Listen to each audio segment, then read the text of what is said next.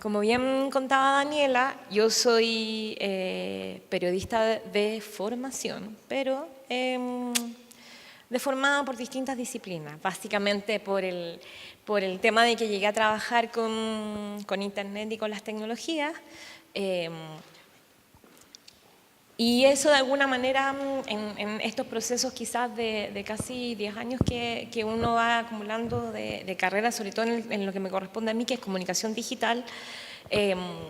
significa sobre todo el desafío permanente de ir mutando y cambiando y abrirse un montón de desafíos que también tienen mucho que ver con cómo uno cuenta historias.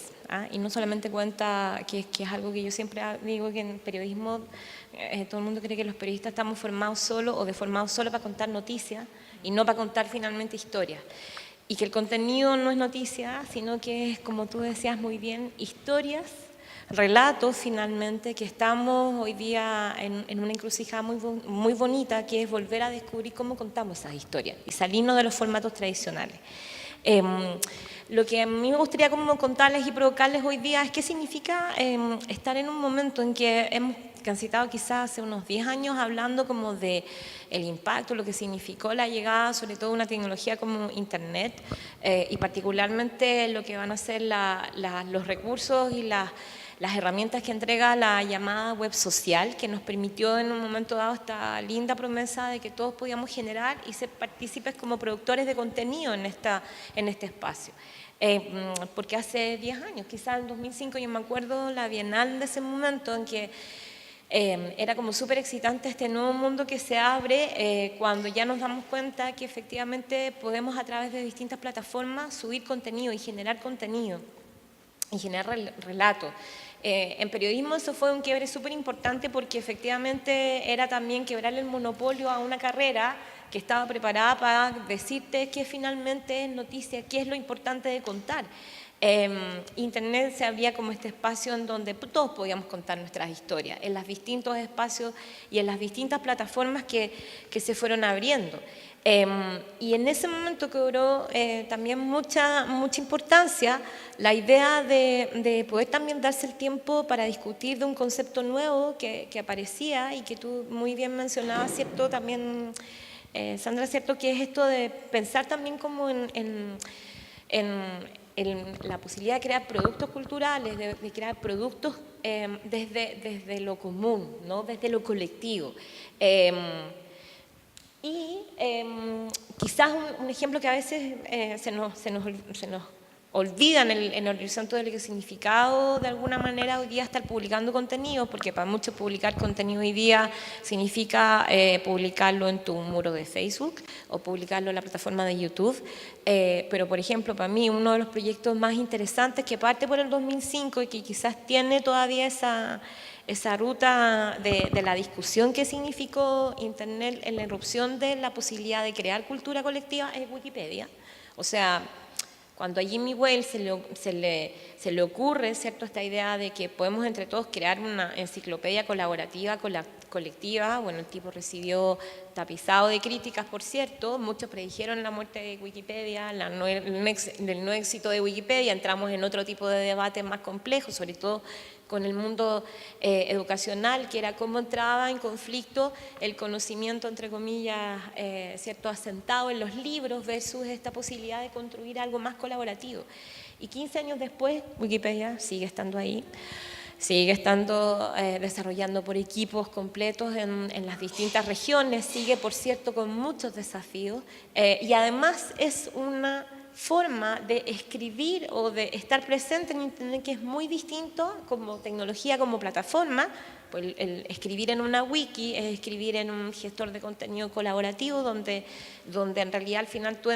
tú tienes entradas a través, ¿cierto?, de distintos perfiles de usuario, por lo tanto un usuario que está editando un artículo puede intervenir en lo que otro ha escrito y ese ejercicio de escritura colaborativa también va a ser, digamos, un ejercicio que se va a ir perfeccionando en la misma plataforma en los distintos años. Y ahí se nos abrió una tremenda y una muy bonita posibilidad que fue empezar a hablar de la idea de cultura libre. de la cultura libre como,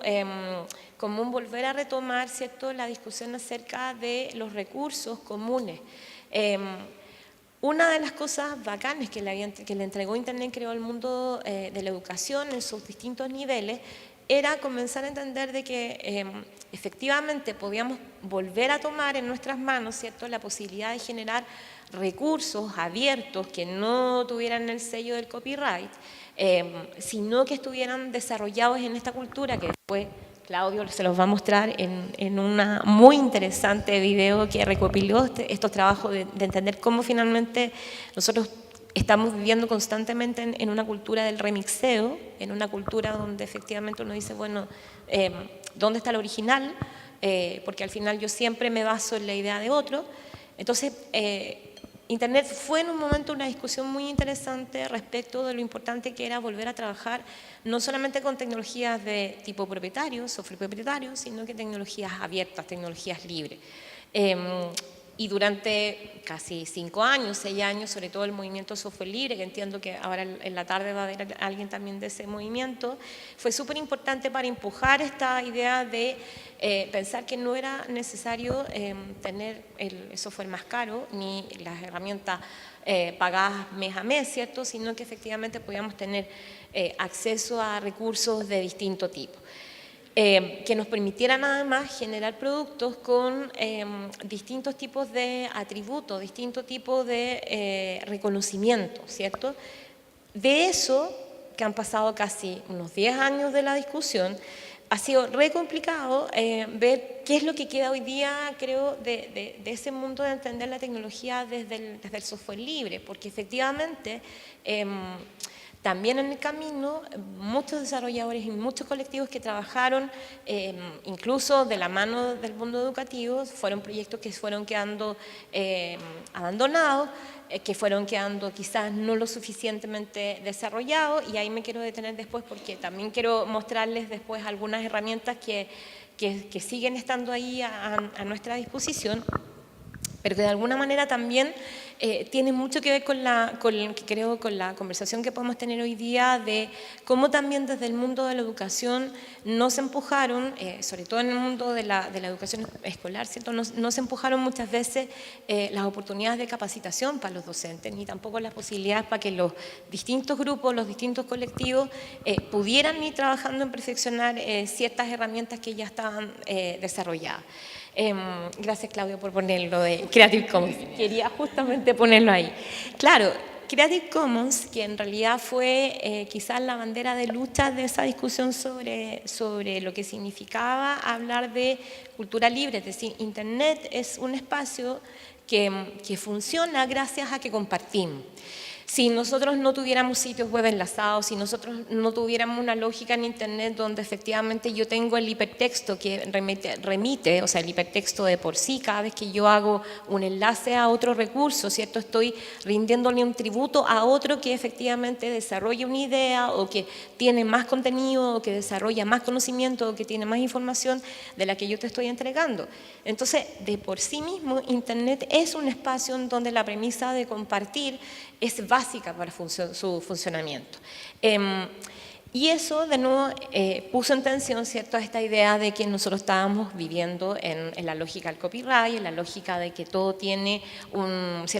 atributo de autor, un atributo en donde yo no puedo copiar, donde yo no puedo usar tu trabajo para quizás remezclar o generar un otro contenido. Y Creative Commons, que fue una propuesta hecha en su momento como una de las bajadas más concretas, ¿cierto?, hecha por un abogado norteamericano, que es Loren Lessig, que además ustedes todavía pueden leer el libro que escribe en el 2005, que es Cultura Libre, propone este sistema de licenciamiento, nos entregó una tremenda caja de herramientas para entender de que efectivamente habían otras maneras de pensar, ¿cierto?, cómo podemos generar recursos y podemos generar material materiales y podemos generar contenido y podemos generar sitios web y podemos generar mis videos y podemos generar un montón de cosas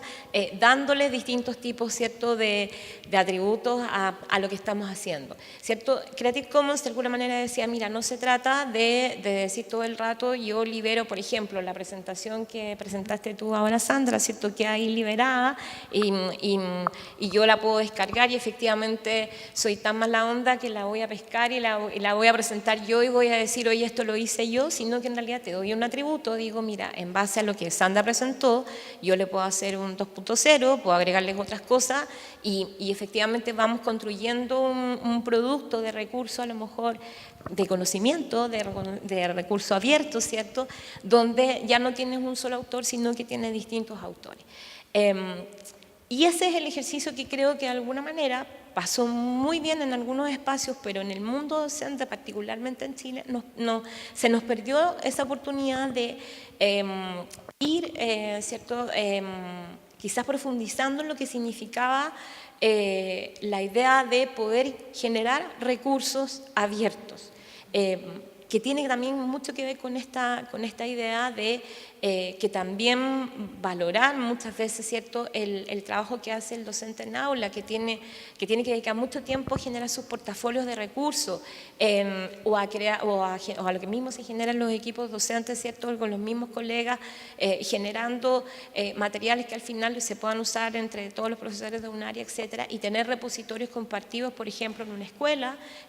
donde podamos tener un repositorio colectivo. Incluso estaba pensando, por ejemplo, de algo tan simple como el trabajo que ustedes hacen con la digitalización de esto. Exactamente. O sea, un pack de esto, efectivamente hoy día en una biblioteca, en una escuela pública, ¿cierto?, o una escuela de un pueblo, es un tremendo recurso que no existe, ¿cierto?, porque el recurso libro de partida es uno de los recursos más escasos, es uno de los recursos más valorados, ¿cierto?, por el sistema escolar.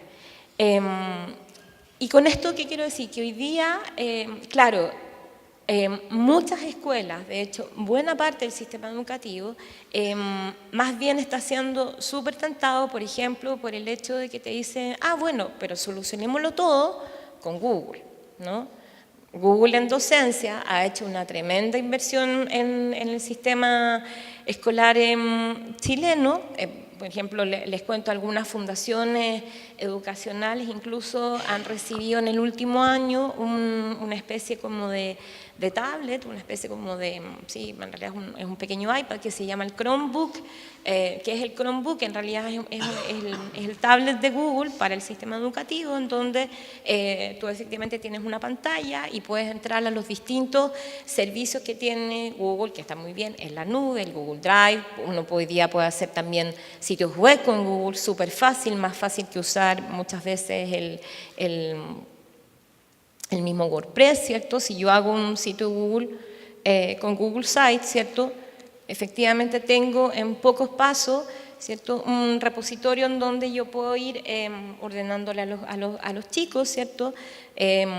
distintos tipos de materiales que yo quiero tener para la cátedra, o también puedo entusiasmarlos a ellos para que tengan su propio blog o su propio sitio web. Pero ahí es bien, de nuevo insisto en el tema de cómo perdimos de nuevo la oportunidad de poder trabajar con otro tipo de recursos que se están desarrollando en su momento, y donde también quiero ahí invitarlos a ver cómo podemos ir trabajando con cosas que todavía existen, para ir viendo cómo pueden ustedes desarrollar de repente estrategias que les puedan servir para desarrollar sus propias plataformas de recursos educativos abiertos. Bueno, quiero decir que, por ejemplo, para la idea, ¿cierto?, que nos había propuesto también la Daniela, de pensar el sitio web como un espacio, como un repositorio en donde el docente, por ejemplo, o los mismos chicos puedan ir desarrollando su potencial, ¿cierto?, puedan ir desarrollando un nuevo tipo de escritura colaborativa, un nuevo tipo de espacio en donde se va sistematizando el conocimiento. Podemos trabajar, bueno, en realidad ahí es donde, digo yo, vienen los desafíos. WordPress quizás hoy día queda como uno de los pocos gestores de contenido de tipo, voy a poner de tipo open source, porque en realidad WordPress no es un recurso de software libre, cada día más también ha caído en una lógica más comercial, ¿cierto? Pero WordPress hoy día se nos ha convertido, ¿cierto?, en un gestor de contenido tipo en donde yo tomando una plantilla puedo efectivamente crear un espacio muy parecido como, ¿cierto?, la Sandra hace los fanzines, ¿cierto? Y yo puedo transformar finalmente un WordPress en un espacio comunicativo, en un espacio además educomunicativo, donde yo le puedo dar el diseño y donde yo le puedo dar la forma, etcétera. Pero además, estamos con una generación de chicos que en realidad valora mucho más, o en realidad está mucho más presente, más que en los sitios web, ¿cierto?, en el espacio de YouTube. Y eso ustedes lo saben bien. Hoy día tenemos una generación que en realidad es YouTube el espacio natural donde ellos se sienten más, digamos, naturalmente confiados, ¿cierto?, en desarrollar una propuesta de expresión, ya sea a través de la creación de sus propios canales, ya sea a través de la creación de sus propios contenidos, etc. Nosotros todos los años en el ICI tenemos un curso donde trabajamos con estudiantes de enseñanza media durante todo el verano, que es la escuela de verano, en un curso que se llama Comunicación e Imagen. Ya llevamos 5 años ofreciendo este curso, que en realidad es un curso donde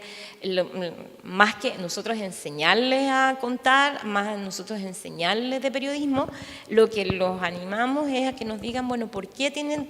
ese deseo, esa vocación de quizás por el área de las comunicaciones o por el área de contar una historia? Y con ellos vamos trabajando, vamos dando forma a la idea de un proyecto. Y buena parte de lo que nos ha tocado hacer en los últimos 3 años es ayudarlos a dar forma en historias a través de que quieren abrir un canal de YouTube audiovisual.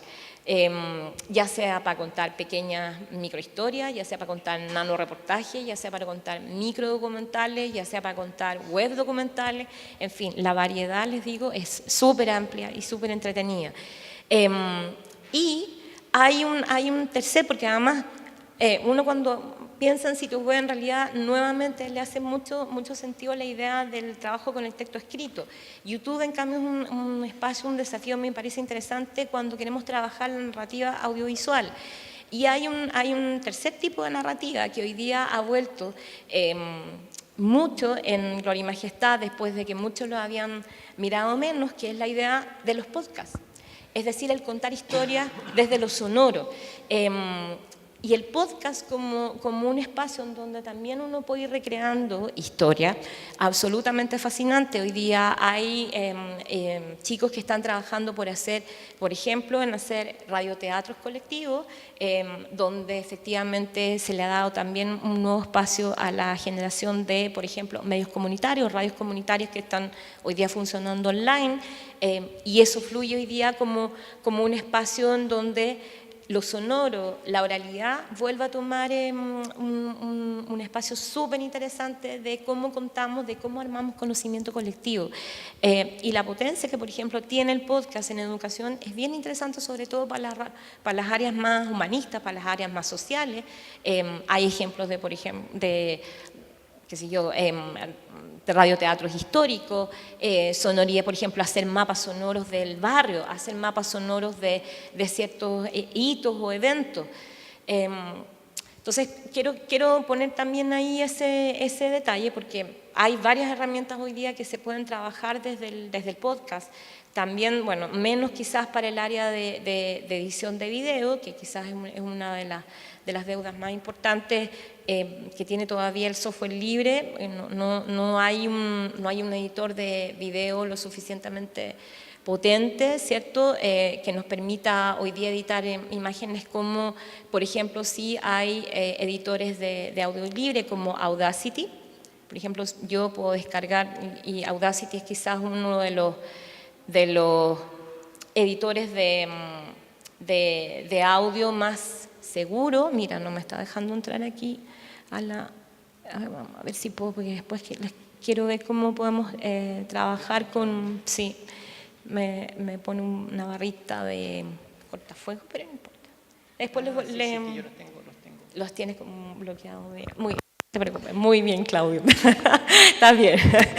bien, no te preocupes. Audacity, por ejemplo, que es uno de los editores de audio que ustedes pueden descargar, que es de tipo software libre,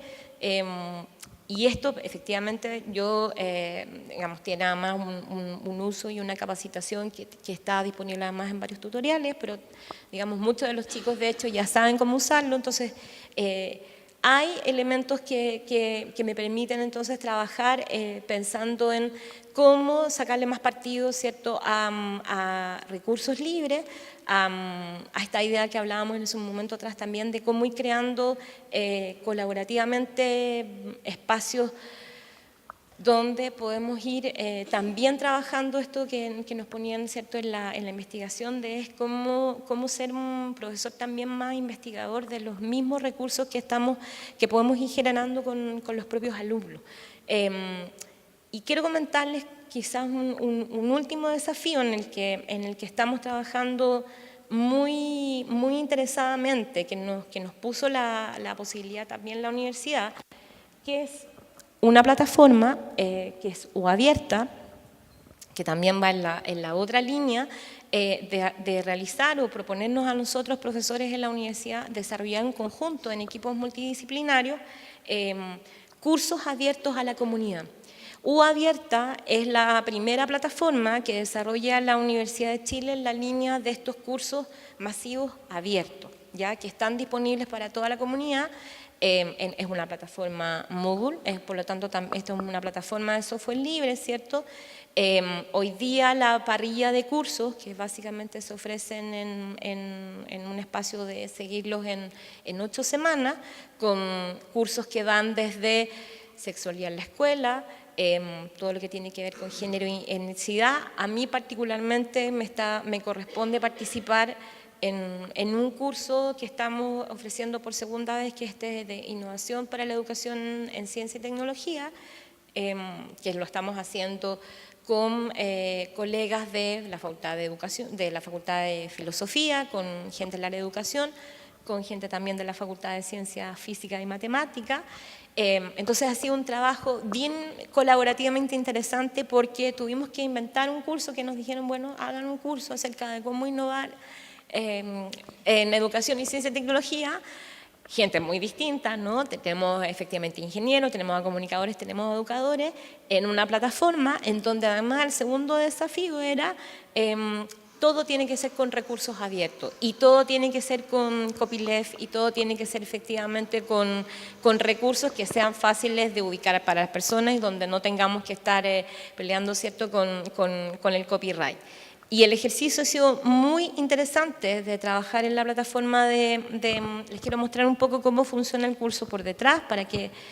que también ustedes tengan la oportunidad de entusiasmarse. Perdón, voy a iniciar sesión porque se tienen que registrar, por supuesto.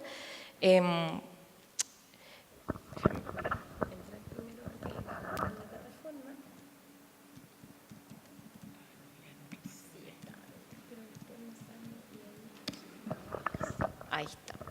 ahora ya entré. Entonces, el curso, entre comillas, ¿cierto?, ustedes lo visualizan así, en este caso nosotros duramos 4 semanas, ¿cierto? Va semana a semana desarrollando un módulo que tiene que ver con, en este caso es cómo desarrollar pequeños ejercicios y pequeños proyectos de innovación en educación en ciencia y tecnología a partir de los conceptos de emprendimiento e innovación, ¿cierto?, con mirada también de inclusión de género, etcétera, y pensado no solamente para profesores que están trabajando en aulas, sino que también para personas que están trabajando en distintos tipos de comunidades de aprendizaje. Es decir, aquí también nos interesa mucho, por ejemplo, si hay un grupo Scout que está desarrollando, por ejemplo, un proyecto de lombricultura. Este es un curso donde ustedes pueden también aprender nuevos conceptos, cómo desarrollar, ¿cierto?, cómo sobre todo gestionar el proyecto. Pero el énfasis que quería poner acá, ¿cierto?, es que finalmente acá estamos en una plataforma colaborativa, es el Moodle, es software libre, todos los recursos que se han compilado, que finalmente uno va disponiendo acá, están recopilados, y este año nuestro mayor desafío va a ser invitar a los participantes a colaborar en un laboratorio, un mapa colaborativo, que es al final